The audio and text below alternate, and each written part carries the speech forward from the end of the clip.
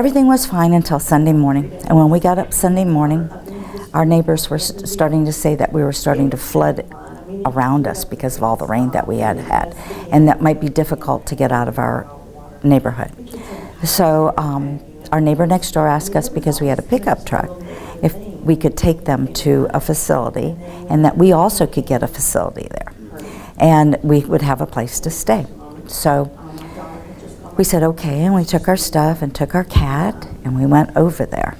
Well, the water was already over the top of the pickup truck when we were riding through the water to get out of the neighborhood.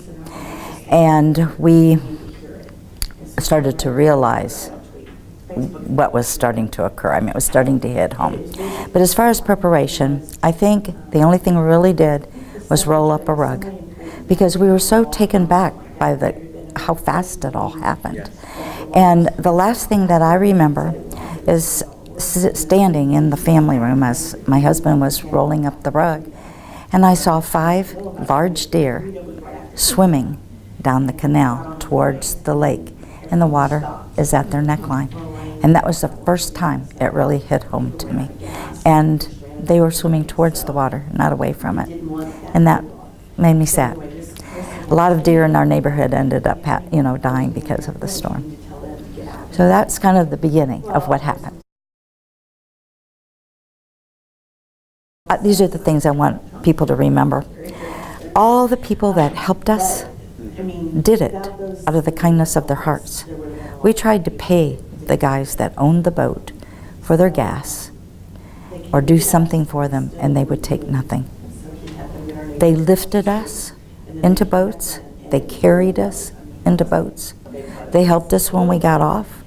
They were so kind and only looking after us when maybe their lives or families were just as much jeopardy. But they took this on as a cause. And it was so nice to see all of humanity coming together under this one experience. It was surreal. That's the only way I can explain it. As I said before, they carried us out and put us on the boat. The people on the boat were people that actually lived at this facility, and they were condominiums, so they owned them. So they had lost everything.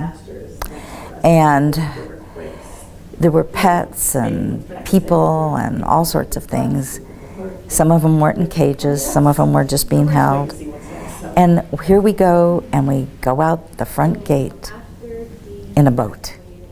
And then we make a right-hand turn to West Lake Houston Parkway. And this is a street in Kingwood that's a main thoroughfare through our little town, yes.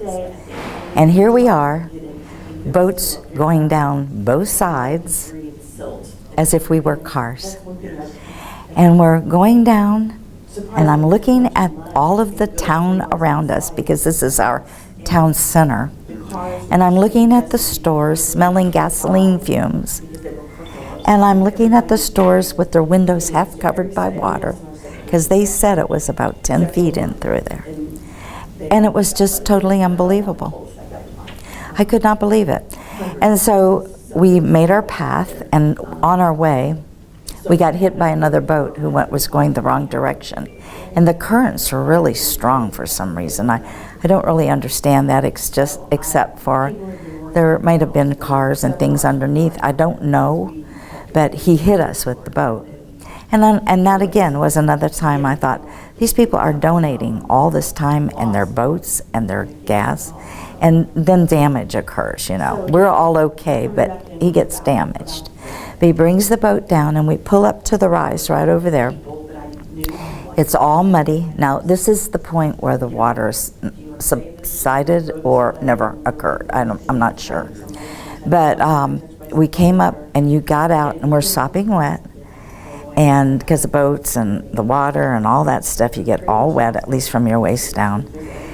And we get out of the boat, and it's muddy, and you're sinking in the mud, because it has been wet, or is wet from all these boats going through. And we come into the building, and this building doesn't even look like it ever did. To me, it was all dirty and muddy, cats, dogs. some on leashes, some not, people, and this was the staging area for us. This is where we came, gave our names, and then they determined where we needed to go next. What happened then? Then, over to the side, there were cars that were people's cars that they were waiting for us, and they took us where they told us we needed to go. So we went to, I think it's called Kingwood Middle School, and it's just right over there on the left, and it was not a staging point at all. It was just they opened the doors and were running on generator.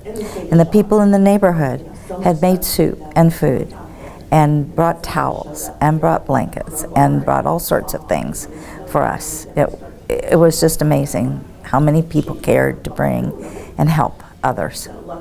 And we stayed there for about, I don't know, maybe 3 hours. And we found a little niche. We were so excited because the halls were all filled, but the classroom doors were open. And our cat was very traumatized by it all.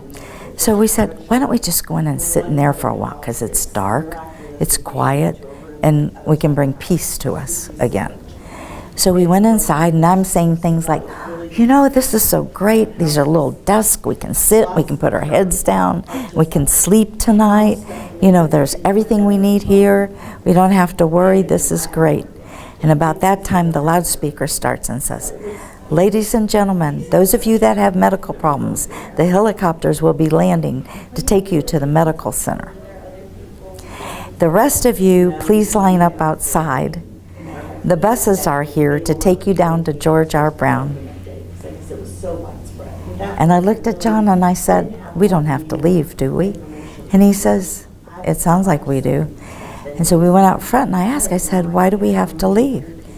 And they said, because this is a non-female shelter, our generator's going low, and we have to close the shelter down.